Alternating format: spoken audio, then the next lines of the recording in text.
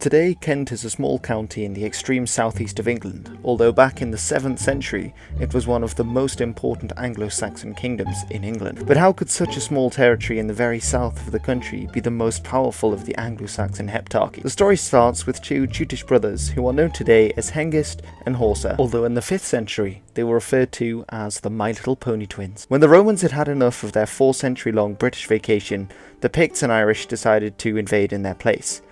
The Romano-Britons, who weren't massive fans of tartans and haggis, hired the brothers to help them get rid of their enemies. Soon they found out, however, that they had just replaced one enemy with another, when the My Little Pony twins revolted and took the southeast of England for themselves. As well as Jutish finds produced and owned by the new Germanic inhabitants themselves, thousands of artifacts from Frisia, southern Scandinavia and the Rhine Valley have been found in Kent, suggesting close ties with the peoples across the Channel. Such continental finds are much less common in other lowland areas in England. By far the most, however, were from the Frankish Empire, which encompassed much of Western and Central Europe at its height, shown here. It's possible that at one point Kent may even have been part of this empire. If not, then it's highly likely that the Franks and the Kentish Jutes had a trade monopoly with one another. With this influx of European goods, a landed elite who had access to this flow of lucrative materials was formed, and in turn led to a more developed society developing in Kent than in any other Germanic territory in England at the time. Thanks to these developments, Kent became the first Anglo-Saxon English territory to become a kingdom.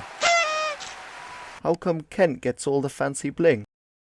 Haven't you got Britons to fight? The most famous Kentish king was called Athelbert, who ruled around the start of the 7th century. To honour the kingdom's close relationship with Francia, he married the Frankish princess Bertha. Meanwhile, a new drug craze was taking Europe by storm. The Romano-Britons were still addicted from when the Romans first brought it over, although they were experiencing several withdrawal symptoms. The Irish were fairly new to it, but would eventually become the most hooked, and now, thanks to his wife, Athelbert became the latest user.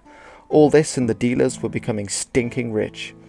With the king snorting a daily dose of Christendom, the monks got all of Kent hooked, and soon it was the first Anglo-Saxon Christian kingdom. Northumbria is the best. Athelbert also decided it was time to write a law code, the oldest text in English, and the oldest law code to be found in any Germanic language.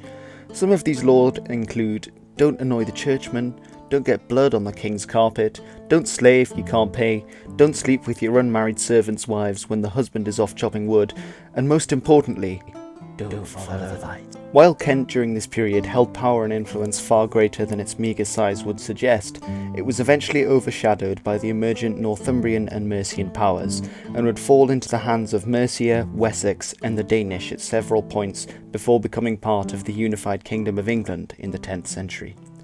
Alright everyone, so thank you very much for watching. I know I haven't been uploading a lot lately, see my update video for reasons why. I'll try and get back into a bit more regular uploading, but I am going to be in a bit of a hiatus from now on. Now I do hope you have enjoyed this video. Like, comment and subscribe if you did, very much appreciate it, and I hope I will see you all again soon.